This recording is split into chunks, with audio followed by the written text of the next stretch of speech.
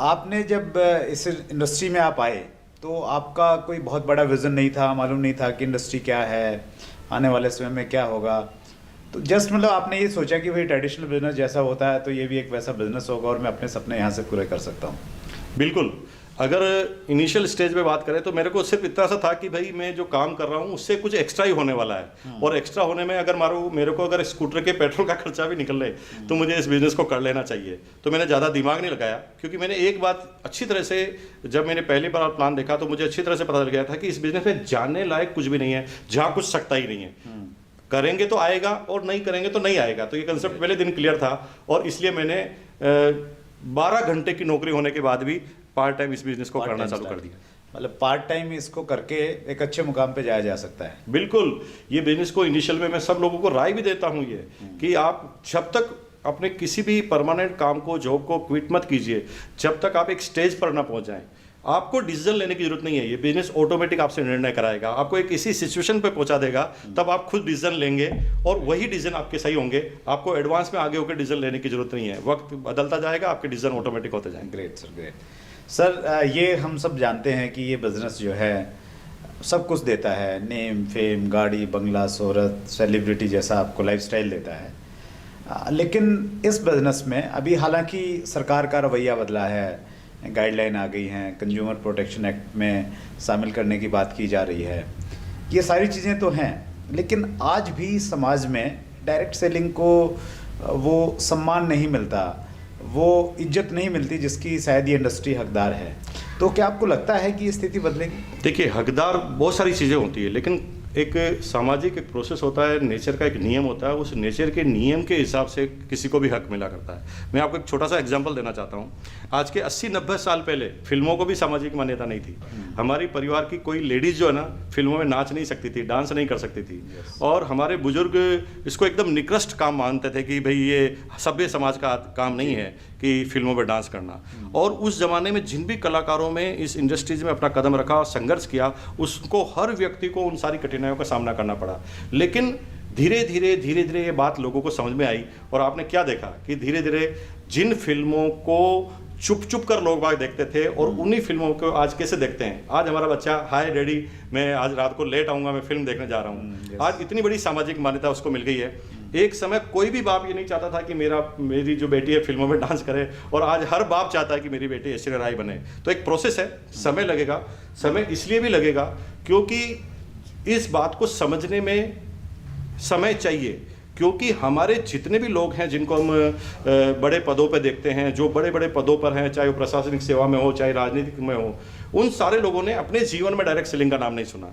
तो अगर उनसे हम आशा रखते हैं कि वो सीधा एक ही बार में समझ जाएंगे, ऐसा नहीं होगा। जैसे जैसे फिल्मों को समझने का मौका मिला, वैसे डायरेक्ट सेलिंग को भी धीरे धीरे समझेंगे, क्योंकि आज की तारीख में किसी भी कंट्री के पास हर बेरोजगार व्यक्ति को नौकरी देने का और या इसको इतना बिजनेस के प्रति कैपेबल बनाने का समय नहीं है। आज की तारीख में डायरेक्ट सेलिंग एक ऐसी इंडस्ट्री है जिसमें ईच एंड एवरी आदमी को पूरी अपॉर्चुनिटी है और इंडिपेंडेंट वो बिजनेस कर सकता है। तो थोड़ा समय लगेगा, लेकिन मुझे 100% लगता है कि समय के साथ जैसे फिल्मों की परिस्थितियाँ बदली है, उस तरह डायरेक्ट सेलिंग की बदलेगी।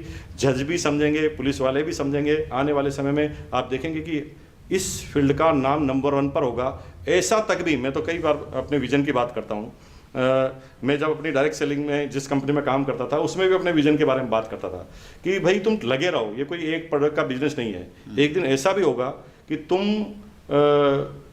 आसाम में तुम्हारी डाउनलाइन जो है वो भगवान के सामने बोलेगी ओम जय जगदीश हरे, तो तुम्हारे घर में आएंगे हरे हरे।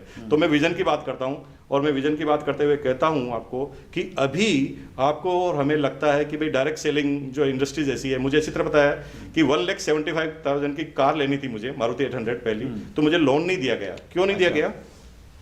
कि उन्होंने कहा कि भाई आपकी जो इनकम है ना वो परमानेंट सोर्स से नहीं है, डायरेक्ट सेलिंग एक स्कीम है, वॉट एवर।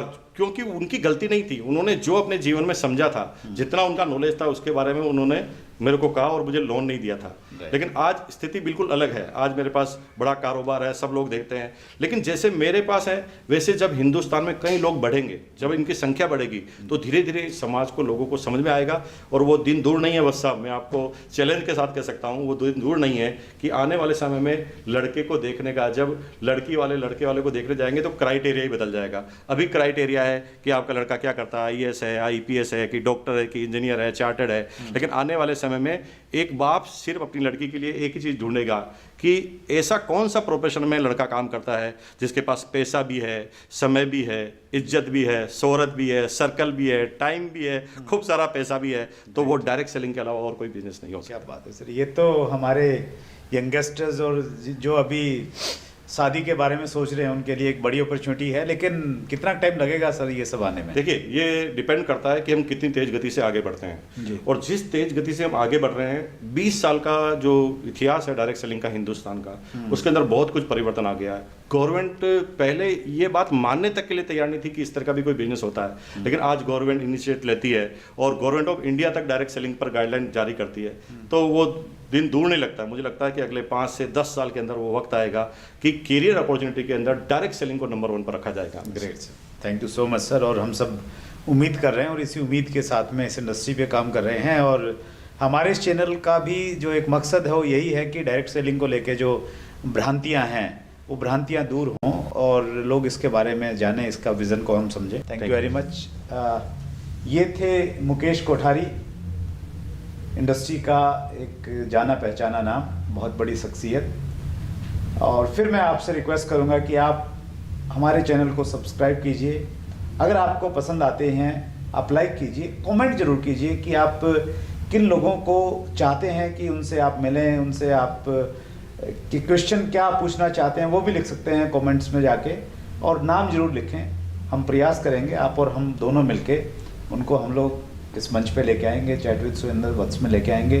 जिस प्रकार से आपका सहयोग मिल रहा है, हमें लग रहा है कि हम लोग मिलके इस इंडस्ट्री को और बेहतर बनाएंगे जिसकी ये हकदार है। बहुत बहुत धन्यवाद।